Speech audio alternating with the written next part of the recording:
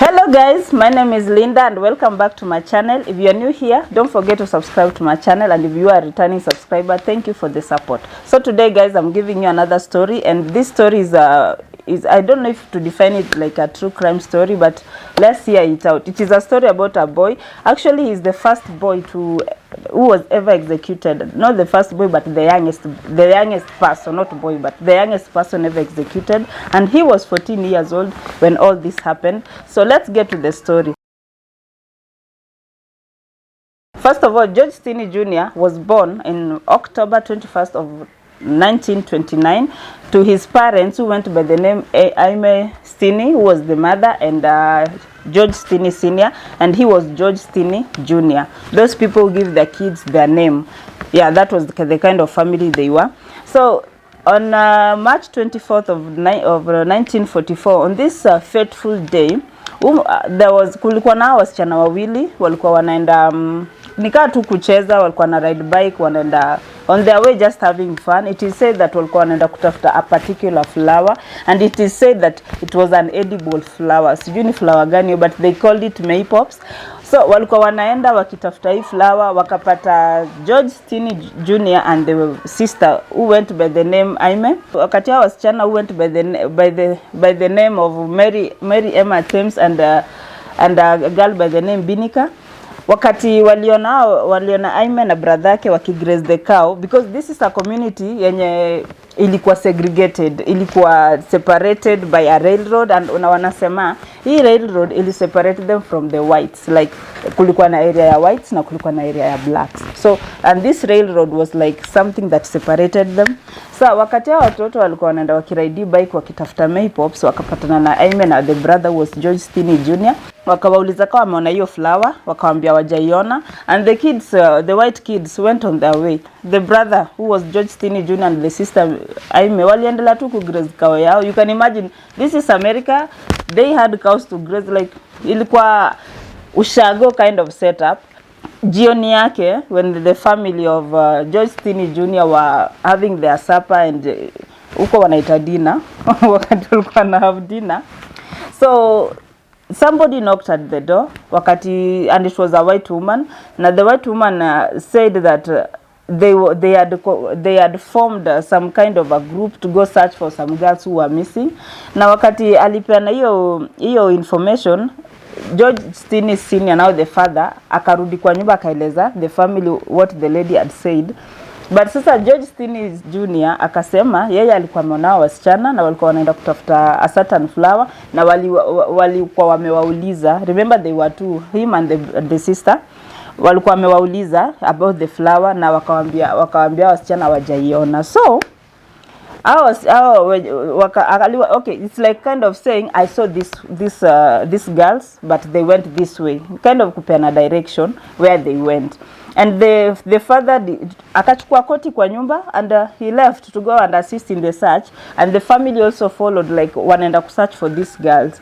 But now the father did not know that if he gave the information which George Stinney Jr. alikuwa amemwambia, it was going to put his son in danger. But yeye alisema mtoi wake alikuwa amemwambia aliona wasichana wakienda in a certain direction, walikuwa wanatafuta maypops.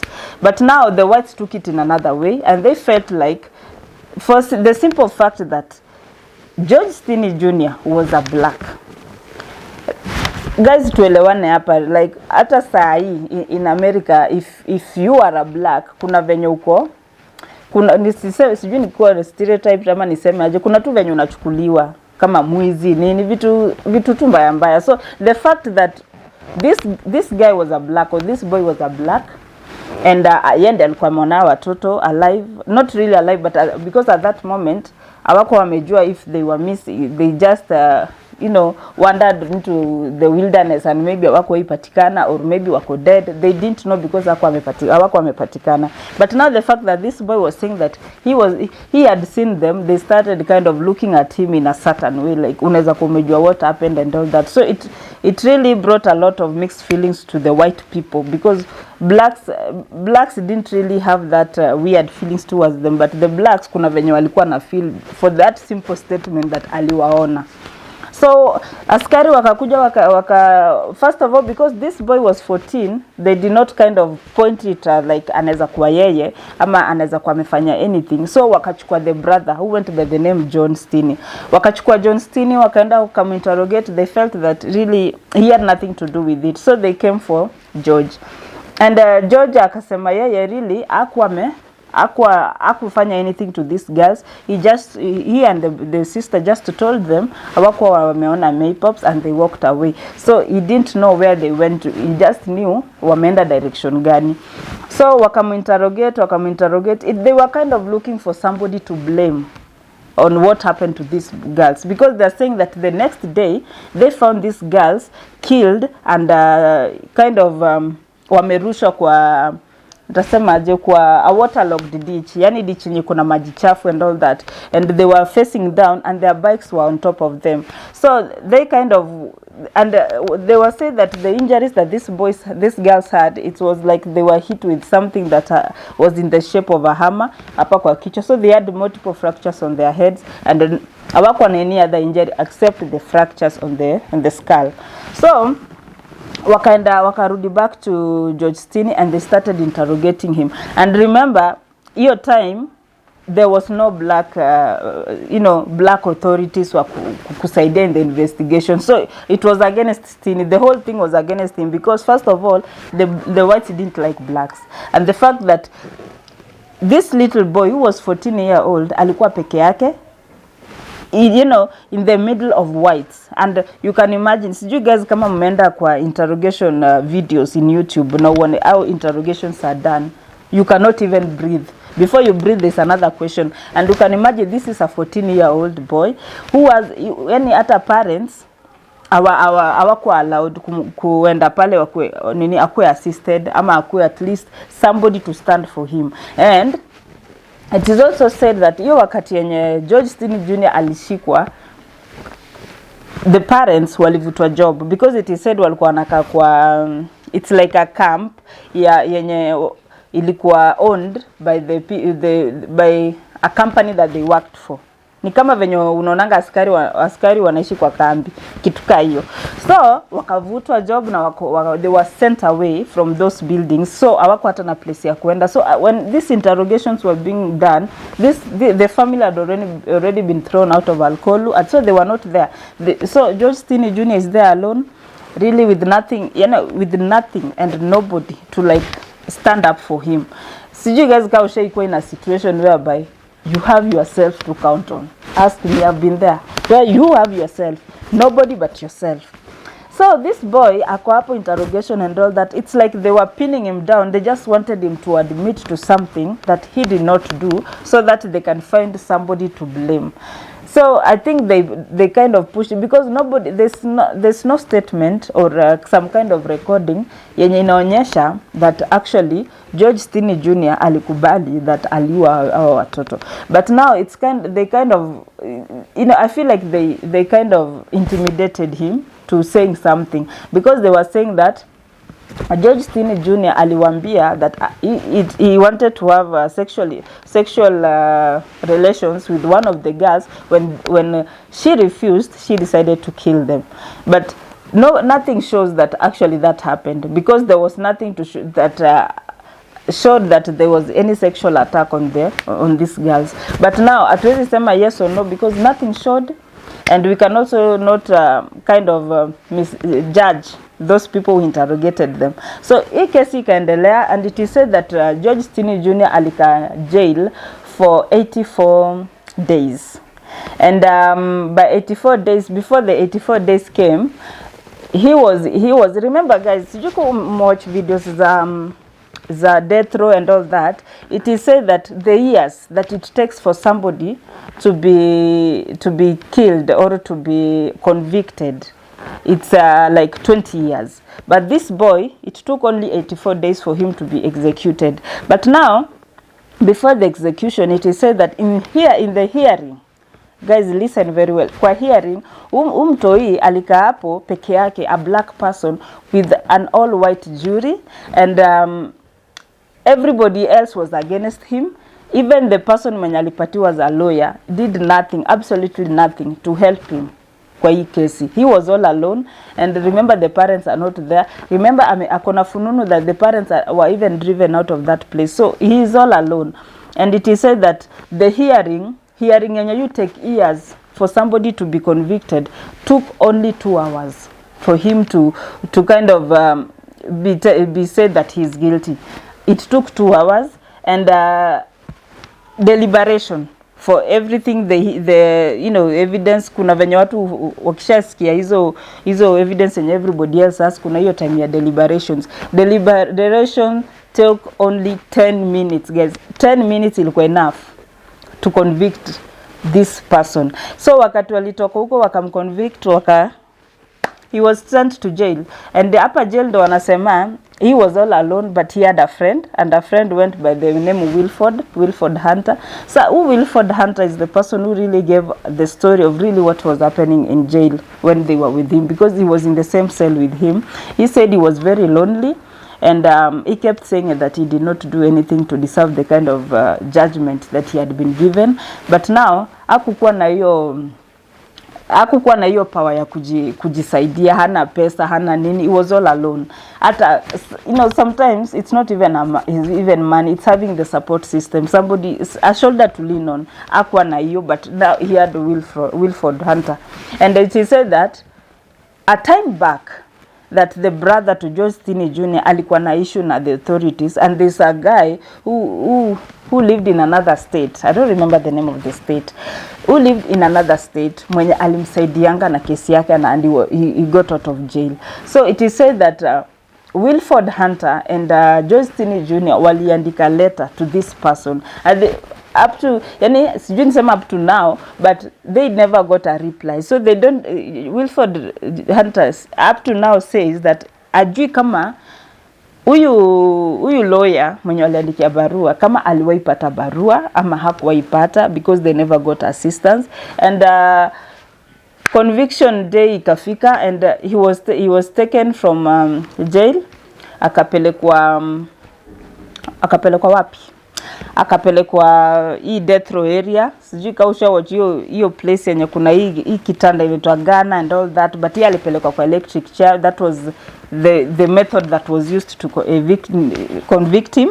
So wakati alifika kwa hii kiti and all that, remember he's 14 years old, and of course he's mentally tortured. You can imagine all those 84 days you've been just waiting for your death, like hauna another way out. It's just you waiting for your death. So wakati alifika kwa hiyo electric chair, wakati alikaa, it showed that alikuwa mdogo, hata the hands could not fit that chair, because there's a way your chair iko na straps straps and vitu more. But if you want, you can go and check kwa YouTube the way those things look. They are very disgusting. So akafika pale, hawezi hata toshea kwa hiyo kiti. And it is said that when George Stinney Jr. went to jail, alikuwa na a Bible. And this is what kept him company kwa jail as he was waiting for his death. And the day pia alichukuliwa kwa hiyo place, akipelekwa wapi? Akipelekwa hiyo death row and all that. Alikuwa bado na Bible yake, and na venye alikuwa na hiyo Bible yake, wakati alifika pale, remember hiyo place, hiyo death row area ama hiyo death row room ni place yenye unaendanga hadi na pastor ama na somebody wa huko kwa church, somebody who prays for you, does all that thing, hiyo Christianity and all that, whichever religion you are.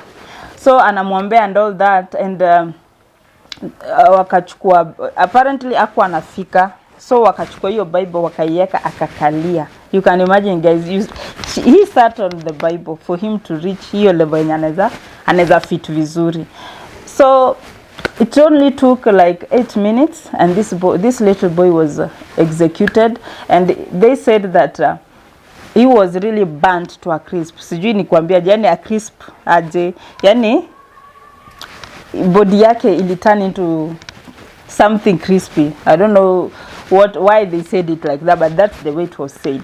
And when this happened, the sister who was now Aime, Aime said that after the brother was convicted and everything else is dead, the body was taken. The body was actually buried in an unmarked grave, and it in the Sijui Christian Baptist Church in North Carolina, and they said that it took years for them to kind of know where he was buried, and even put a tombstone hapo. It'll take time. It'll take a lot of struggle for them to kind of identify their brother and kind of identify where he was buried. Just like give him a good send off. And after all this 70 years later, to be precise, December 18th of 2014 is when this case was actually it was written off, because they said they don't know if George Stinney Jr. actually did whatever they said he did. But what they know is that George Stinney Jr. was very young for him to go through the kind of judgment he went through. And they also said that they did not follow the rules of law as far as hizo judgments, hizo mavitu za lawyer is concerned. He was young and he needed kind of maybe awekwe kwa easy juvenile and all that, afike hiyo age ya kukuwa convicted. So at least inge take long, na maybe kama wangempea hiyo time, they will reach a point and know that he did not do it, or maybe give him a time to kind of explain himself, because it is said that I may remember alikuwa na yeye wakati walikuwa wana graze hiyo cow, so he had an alibi, but they never even wanted to listen to Aime and kusikia if he actually, hata kama kuna time yenye George alitoka mali alikuwa, ama kuna time yenye kujua mali ameenda ama nini, vitu kama hizo. But this boy was convicted. Apparently he went down in history that he was the youngest boy ever convicted. And is it convicted? Executed. At convicted. Yeah, the youngest boy ever executed. And it is a story that is all over. You can go and check it out, because it's a very long story and a very sad one, because the sister, who is Aime, anasema since that boy was executed, she never saw the mother smile until the mother died. Apparently the mother died in 1989 and the father died in 1965. But the family kind of changed. I don't know kama story mingi zenye nimekuwa nikiwapigia, most of the time when something happens to a child, the marriage or the family kind of inaanza kuwa na struggles. Even you hear of divorces, you hear of somebody even killing themselves and all that. But I'm happy that didn't happen. They came to die at an old age, but they died very sad. So that's the story I had for you guys today. I hope you like it, and I hope you share. I hope you subscribe. Niko na hopes mob. Bye.